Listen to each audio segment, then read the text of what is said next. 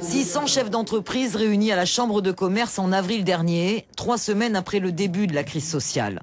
Tous très inquiets pour l'avenir. Depuis, l'activité économique a repris, mais beaucoup d'entre eux ont dû recourir au chômage partiel. D'autres ont dû licencier une partie de leurs salariés. La Chambre de commerce a mis en place une cellule de crise pour venir en aide aux entreprises.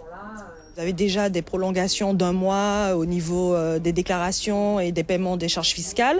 C'est pareil au niveau des charges sociales.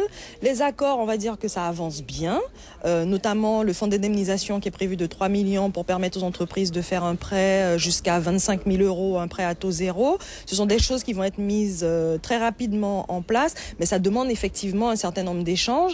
Et quand nous savons que politiquement nous sommes dans une phase de transition, ça ne facilite pas effectivement la rapidité de ces dispositions. Mais je crois qu'on a bon espoir que une bonne partie de ce qui est prévu finalement existe et permette aux entreprises de survivre. Voilà. Avec un taux de chômage de plus de 20%, la Guyane connaissait déjà d'énormes difficultés économiques. L'arrêt de toute activité durant plus d'1 mois a mis KO certaines entreprises.